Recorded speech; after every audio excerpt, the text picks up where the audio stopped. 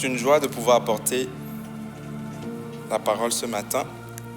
On est dans une série des relations. On a jugé pertinent et propice de parler des relations parce que l'un des impacts majeurs de la crise, ce n'est pas le côté sanitaire, ce n'est pas le côté financier, même s'il est notable, c'est l'impact dans nos relations.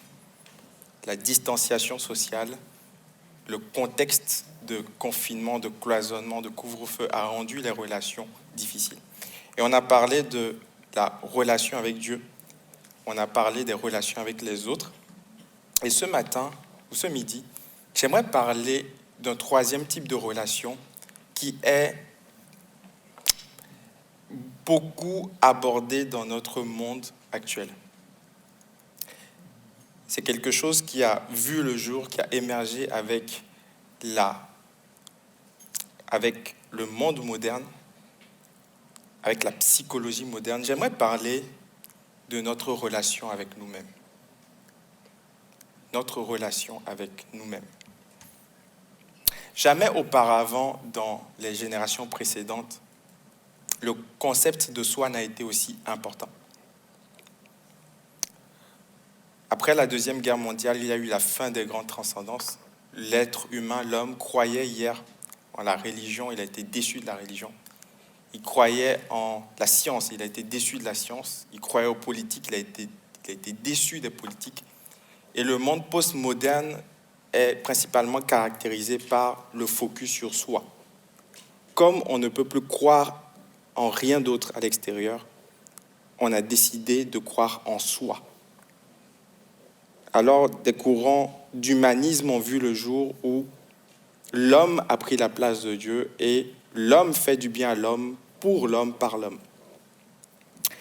Donc, jamais auparavant, on a parlé autant d'image de soi, de respect de soi, d'amour de soi, d'acceptation de soi, de confiance en soi, d'estime de soi, de réalisation de soi, de développement de soi, qu'on appelle encore le développement personnel. Alors la question que je nous invite à poser ce matin, c'est que dit Dieu de ma relation avec moi-même? Que dit Jésus de ma relation avec moi-même?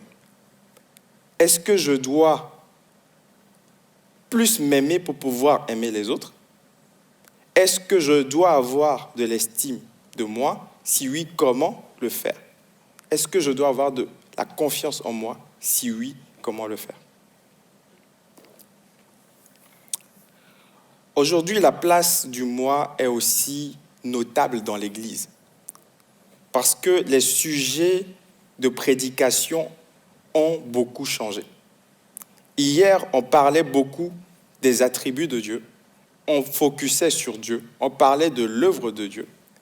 Mais aujourd'hui, ces types de prédication, cette thématique intéresse moins que des sujets jugés beaucoup plus pratiques comme quel est mon appel, ma réalisation personnelle, comment je fais pour réussir. Les prédications se veulent plus pratiques et c'est bien, mais le revers de la médaille, c'est qu'on focalise extrêmement sur soi parce qu'on veut avant tout lire la Bible pour soi-même, pour répondre à ces problématiques et non plus pour découvrir qui est Dieu. On évite soigneusement les sujets qui fâchent le moi, qui culpabilisent. Et on préfère des sujets qui font du bien. Sur le sujet de la psychologie moderne, l'amour de soi, l'acceptation de soi et toutes ces choses, il y a souvent deux attitudes extrêmes. La première, c'est le rejet complet. On juge que c'est le monde. On refuse cette nouvelle doctrine. Mais la deuxième, c'est l'acceptation complète, où on juge que la psychologie est une science comme les autres, comme la physique, la chimie, la géographie, et on se doit de l'accepter. Si nous utilisons nos téléphones portables, nous utilisons la technologie ou nous utilisons la médecine pour nous soigner, on devrait donc accepter la psychologie avec toutes ces découvertes sur la relation à soi. La vérité, mes frères et sœurs, c'est que nous devons discerner. Il y a du bon à prendre et il y a du mauvais à rejeter. Si vous êtes toujours là, vous pouvez dire Amen. Donc, comment trouver l'équilibre, comment faire la différence? On va aborder cela ensemble. On va parler de l'amour de soi, de l'estime de soi et de la confiance en soi. Premièrement, l'amour de soi. Le monde dit aujourd'hui « aime-toi ». Le monde dit aujourd'hui que la personne qui compte, c'est toi-même. Et que tu dois prendre soin de toi, que tu dois t'aimer. Et on a souvent pris le passage où Jésus disait, dans Matthieu 22, verset 37, qu'il faut aimer les autres avant de s'aimer soi-même, qu'il faut aimer les autres plutôt comme soi-même, pour dire qu'il faut aimer les autres avant de s'aimer soi-même. Qu'il faut s'aimer avant d'aimer les autres. Je vais y arriver. Troisième culte. Si vous me suivez quand même, ça va? Ok. Matthieu 22, verset 37. Jésus répondit à un docteur de la loi qui lui dit « Quel est le plus grand commandement? Tu aimeras le Seigneur, ton Dieu, de tout ton cœur, de toute ton âme et de toute ta pensée. » Et verset 39, « Voici le second commandement, tu aimeras ton prochain comme toi-même. » On demande à Jésus quel est le plus grand commandement et Jésus répond par 2 commandements. Jésus donne un deuxième commandement comme pour attester que le deuxième est tout aussi important que le premier. Aimer son prochain comme soi-même. Mais en disant cela, Jésus ne nous exhorte pas à nous aimer nous-mêmes plus pour aimer les autres. C'est ce que je pensais jusqu'à il n'y a pas très longtemps. Quand on étudie les textes, on se rend compte qu'aucun verset de la Bible n'invite à s'aimer soi-même. Aucun verset de la Bible, si vous en trouvez, écrivez-moi, je vais vous laisser mon adresse email. Aucun verset de la Bible n'invite à vous aimer vous-même. En réalité, Jésus ne dit pas de s'aimer soi-même pour aimer les autres. Jésus dit d'aimer les autres comme soi-même parce qu'il considère qu'on s'aime déjà tous. Qu'est-ce que aimer? Aimer, c'est avant tout chercher le bien. Quand on aime l'autre, on cherche son bien. Donc s'aimer, c'est chercher son bien. Et en fait, tout le monde s'aime déjà, puisqu'on cherche tous notre propre bien. Personne ne veut être malheureux. Personne ne veut souffrir. Personne ne se réveille le matin et projette de faire un accident. Est-ce que quelqu'un me suit? On veut tous le bien pour nous-mêmes. C'est pour ça qu'on part en vacances. C'est pour ça qu'on fait tout pour déménager quand notre appart devient trop petit. C'est pour ça qu'on cherche des relations. Tout le monde cherche son bien, fondamentalement. Même la personne qui se suicide, elle veut arrêter sa souffrance. Voilà pourquoi elle en vient à des pensées qui sont tragiques, qui sont à rejeter bien évidemment, mais c'est parce qu'elle veut s'éviter une certaine souffrance qu'elle est prête à se faire du mal à elle-même. Mais dans le fond, tout le monde cherche son bien.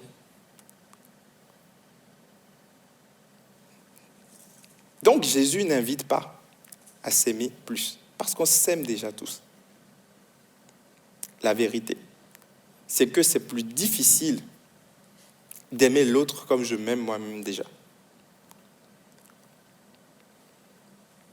Dans le contexte, lorsqu'on lit le verset parallèle dans Luc 10, verset 27, Jésus, pour illustrer cette histoire, cette vérité, va parler de la parabole du bon samaritain.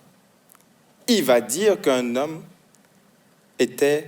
juif était roué de coups, il était blessé sur la route, et 2 personnes vont passer sans lui prêter assistance. Un sacrificateur, un lévite. Et c'est un samaritain qui va lui prêter assistance. Qu'est-ce qu'il voulait dire? De la même manière que lorsque je suis blessé, lorsque je suis en mauvais état, je veux me soigner moi-même, je veux être en meilleur état. De la même manière, lorsque mon prochain, quel qu'il soit, peu importe sa couleur de peau, peu importe son origine sociale, peu importe son background, il a besoin aussi que je lui apporte du secours, que je lui fasse le bien comme je l'aurais même fait, comme je l'aurais fait pour moi-même. Voici ce que Jésus voulait dire. Donc, on n'a pas besoin de s'aimer plus pour aimer les autres, mais on a besoin d'aimer Dieu pour que Dieu répande son amour dans nos cœurs, pour pouvoir aimer les autres. Voilà pourquoi c'est le deuxième commandement et pas le premier. L'humanisme a fait de ce deuxième commandement le premier. S'aimer et aimer les autres. Mais ça vient en deuxième position. On doit d'abord aimer Dieu et ensuite Dieu répand son amour dans nos cœurs et on aime les autres. Parce que si on essaye d'aimer les autres sans aimer Dieu ou vivre l'amour de Dieu, à un moment donné, on sera déçu. Et on va se dire, ça suffit, j'ai assez fait pour les autres, maintenant je vais m'occuper de moi. Donc ça veut dire qu'en réalité, quand on n'aimait pas de façon altruiste, mais on aimait pour recevoir des choses en retour. Et comme on ne les a pas reçues, on se dit, maintenant j'arrête, je m'occupe de moi. Et je prie que Dieu puisse vraiment nous éclairer, nous aider à aimer l'autre comme nous-mêmes ce matin. Quelqu'un doit dire Amen. Deuxièmement, l'estime de soi. Qu'est-ce que l'estime de soi? L'estime de soi, c'est la valeur qu'on s'accorde à soi-même. C'est la notation, en quelque sorte, qu'on se donne. Lorsque vous vous regardez devant un miroir, combien vous notez-vous? Certains ont une trop haute estime d'eux-mêmes. Ils disent, moi, c'est 11 sur 10. Attends, il n'y a pas de note pour pouvoir apprécier ma magnitude. Et puis, il y en a d'autres qui se sous-estiment ou qui se dévalorisent, qui se donnent 0 sur 10. Mais en tout cas, chacun de nous a une certaine estime de lui-même. Maintenant, le monde dit, tu as de la valeur. Tu es extraordinaire. D'ailleurs, dans les publicités, on vous dit, tu es extraordinaire et tu es tellement extraordinaire que tu dois acheter ce produit extraordinaire. Tu le mérites. Tu dois te l'accorder. C'est ce que le monde te dit. Le monde te dit comment augmenter ton estime de toi-même. Par contre, il y a une chose que le monde ne te dit jamais. C'est pourquoi tu dois augmenter ton estime de soi. Le monde te dit que tu dois reconnaître que tu as de la valeur, mais le monde ne te dit jamais pourquoi tu as de la valeur. Alors je vous pose la question ce matin. Pourquoi pensez-vous que vous avez de la valeur?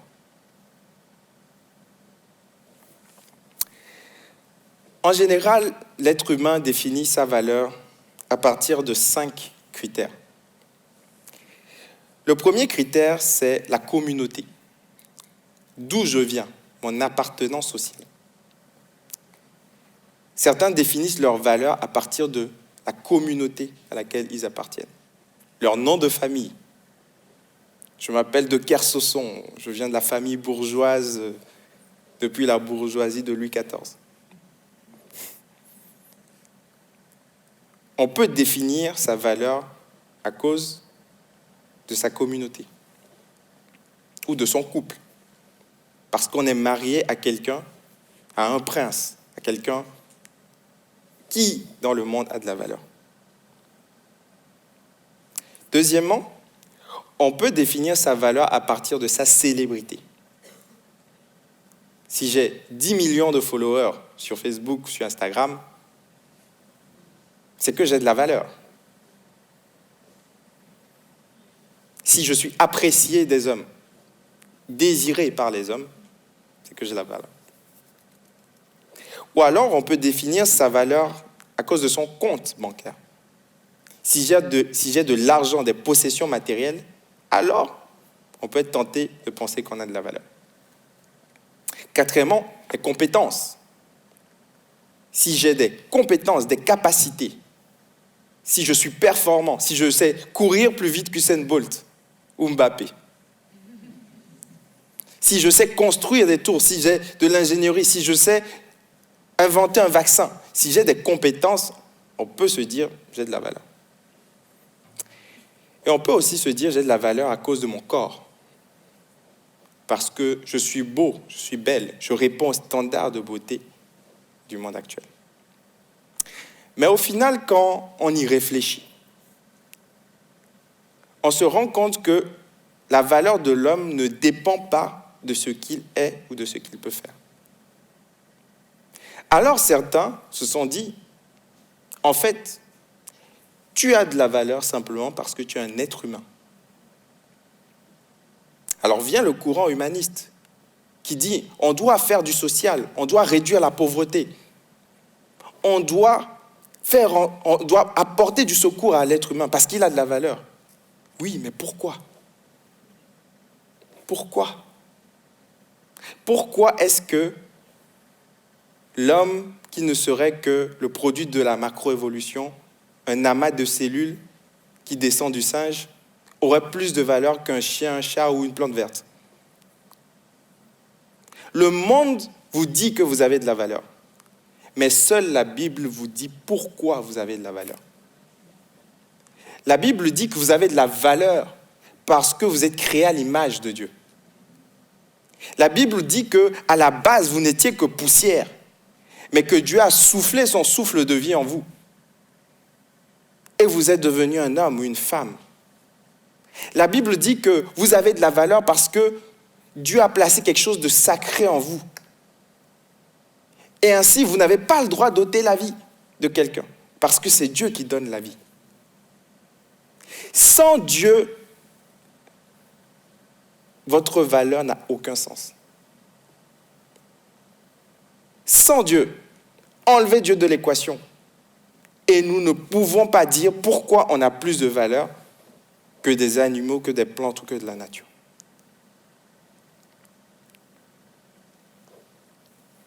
Dieu est la source de notre valeur. Nous n'avons pas de valeur de façon intrinsèque. Nous n'avons pas de valeur parce que nous sommes spéciaux.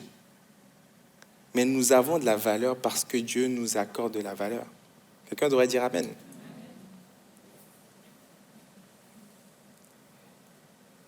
« 2 Corinthiens 4, verset 7, Paul dit ceci, « Nous portons ce trésor qui a de la valeur, dans des vases de terre, afin que cette grande puissance soit attribuée à Dieu et non aux hommes. » C'est parce que Dieu nous accorde de la valeur que nous avons de la valeur. En général, il y a deux types de personnes qui définissent la valeur de quelque chose. Premièrement, c'est l'auteur qui définit la valeur. Vous pouvez tomber sur un tableau, vous vous dites, c'est quoi ce gribouillis d'un enfant de 10 ans ? Et puis on vous dit, c'est un tableau de Picasso. Et là, tu demandes pardon. Pauvre inculte de moi. L'auteur donne une valeur à l'œuvre. Et deuxièmement, l'acheteur donne une valeur à la chose. On le voit aux enchères que des produits qui n'ont pas beaucoup de valeur peuvent monter parce que quelqu'un a décidé de mettre une certaine somme d'argent dedans. Mais dans tous les cas, le propriétaire d'une chose, c'est le propriétaire qui définit la valeur d'une chose. Et la Bible nous dit que Dieu est notre auteur. Dieu est notre créateur. Et deuxièmement, Dieu, au travers de Jésus-Christ, nous a racheté un grand prix. Donc Dieu est doublement qualifié pour nous donner de la valeur. Nous ne pouvons pas nous donner de la valeur à nous-mêmes. C'est Dieu qui nous donne de la valeur. Est-ce que quelqu'un me suit ce midi ? Mon fils a une petite poupée. On l'a achetée à 20 €, pas plus. Mais cette poupée a de l'importance pour lui. Chaque soir, avant de se coucher, il se met sa couverture, il met la couverture à la petite poupée. Elle doit être très bien traitée. Cette poupée n'a pas de valeur de façon monétaire. Mais cette poupée a de la valeur pour mon fils parce qu'il lui a donné de la valeur. Est-ce que quelqu'un me suit ? On n'a pas de valeur en nous-mêmes. On n'est que poussière. Et on retournera à la poussière. Dans 100 ans, peut-être que personne ne se rappellera de vous. On est de passage sur cette terre. Mais ce qui nous donne de la valeur, c'est Dieu qui nous a créés. Voilà pourquoi les messages positifs aujourd'hui, les messages de développement personnel qui circulent sur les réseaux sociaux, ne font pas toujours du bien. Parce qu'on veut bâtir la valeur des gens sur des mensonges. Tu n'as pas de la valeur parce que tu es spécial. Tu as de la valeur parce que Dieu dit que tu as de la valeur et parce que tu es créé à son image.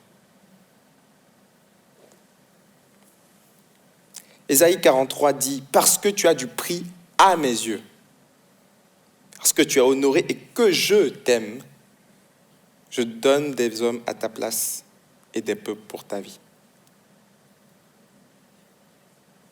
Nous devons, mes chers frères et sœurs, en 2021, refuser cet évangile humaniste.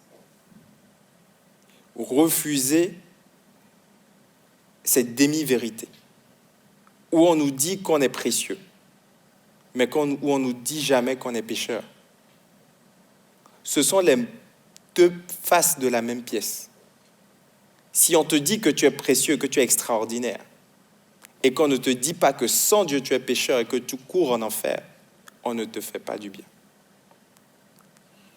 Beaucoup de gens ont été abusés, blessés, et ont besoin de reconstruire cette estime. Elles ont besoin de reconstruire cette valeur d'eux-mêmes. C'est vrai. Mais il faut le faire sur la vérité de la parole de Dieu. Si vous êtes toujours là, vous pouvez dire Amen. Troisièmement, les musiciens peuvent déjà s'approcher. On va parler de la confiance en soi. La confiance en soi, c'est cette sécurité que j'ai vis-à-vis de moi-même pour accomplir quelque chose. J'ai confiance en mon ami parce que j'ai une sécurité vis-à-vis de lui pour faire quelque chose, pour être efficace dans une certaine situation. Lorsque je lui donne les clés de ma voiture à mon ami, j'ai confiance en lui parce que je suis en sécurité par rapport à sa capacité de ne pas détériorer la voiture, de bien la conduire, d'aller jusqu'au bout et de me la ramener sain et sauf. De la même manière, j'ai confiance en moi quand j'ai une sécurité vis-à-vis de moi-même par rapport à une situation ou à une tâche donnée. Vous pouvez avoir confiance en vous lorsque vous êtes en famille et ne plus l'avoir quand vous êtes au travail. Vous pouvez avoir confiance en vous quand, dans votre capacité à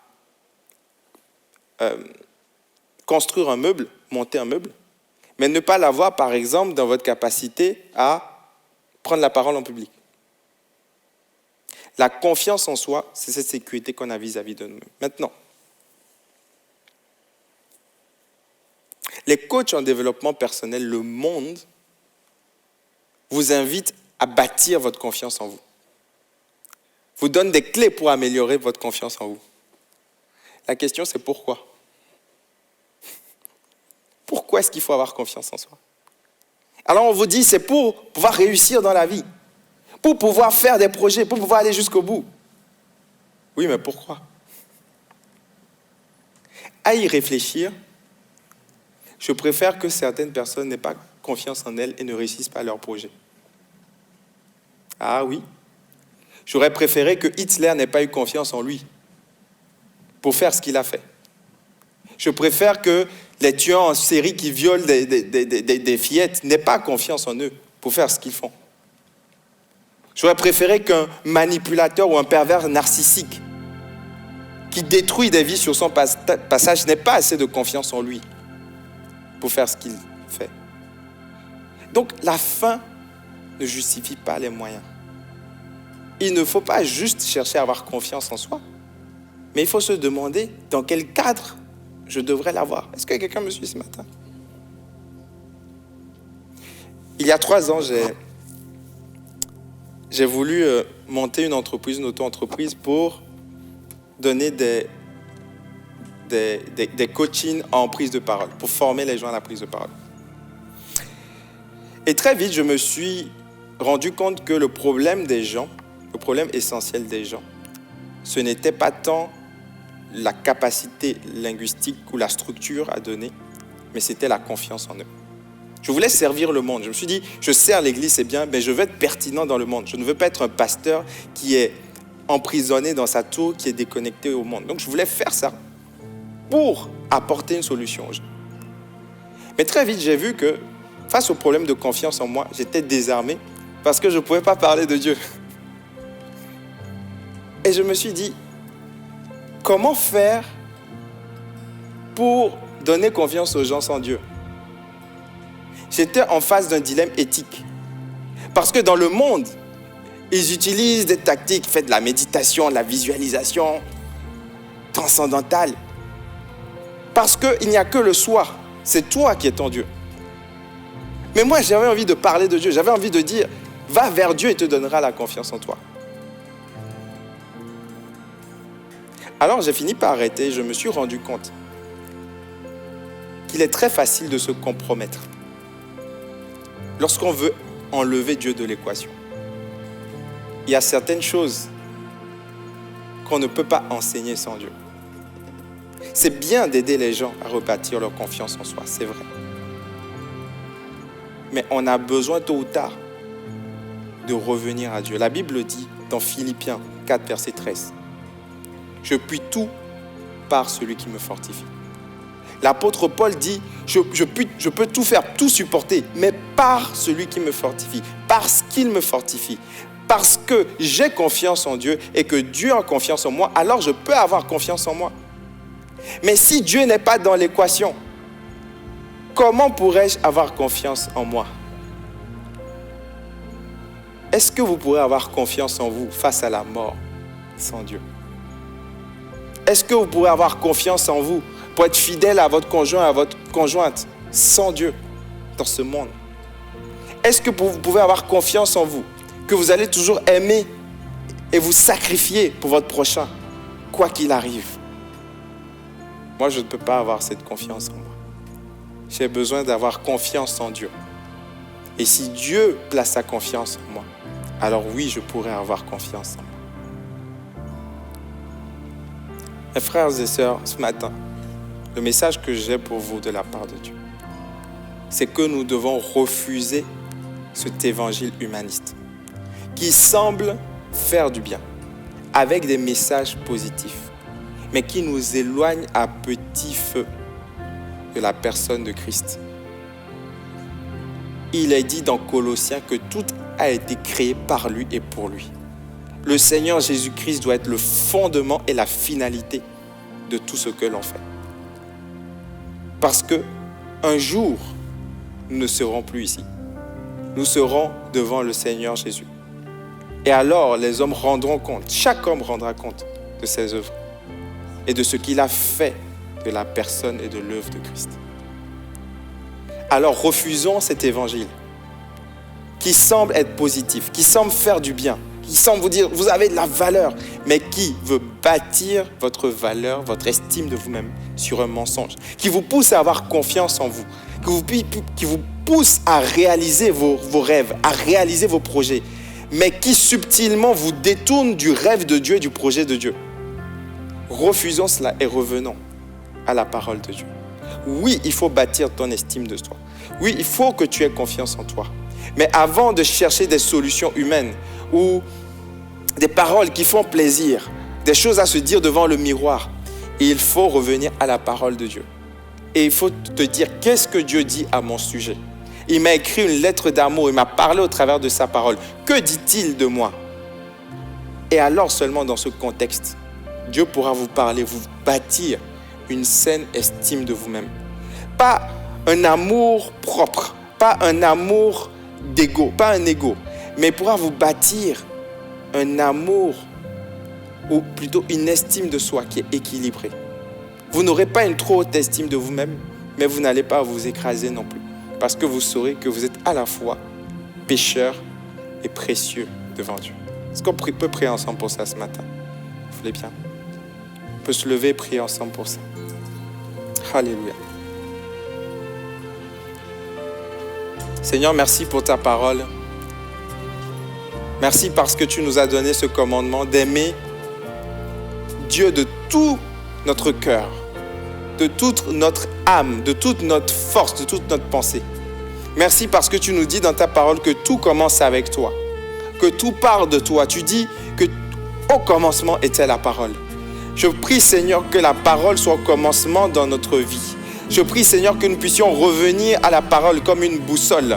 Je prie, Seigneur, afin que nous ne puissions pas nous conformer au siècle présent, que nous ne puissions pas prendre la forme du siècle présent, adopter les mentalités du siècle présent, mais que nous puissions, Seigneur, être transformés par le renouvellement de l'intelligence, afin de discerner ce qui est bon et agréable. Je prie pour toi, mon frère, ma sœur, que tu puisses accepter la parole de Dieu telle qu'elle vient, telle qu'elle est, que tu ne puisses pas la filtrer en fonction de tes envies, la choisir uniquement lorsqu'elle te plaît, mais que tu puisses dire, Seigneur Jésus-Christ, je veux te connaître, je veux entrer dans ta parole pour pouvoir savoir qui tu es et ce que tu dis à mon sujet. Seigneur, oui, je veux que tu baptises mon estime. Oui, je veux que tu développes ma confiance.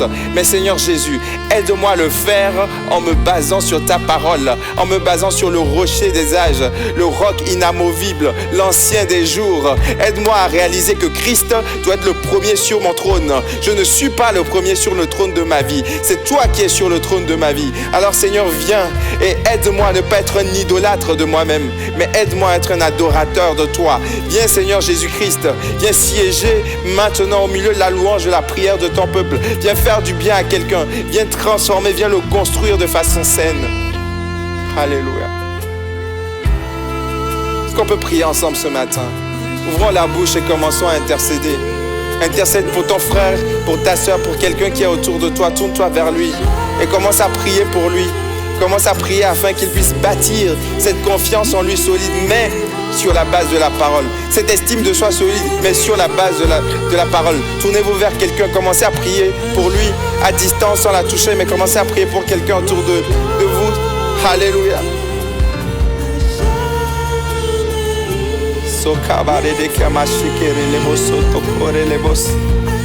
Alléluia.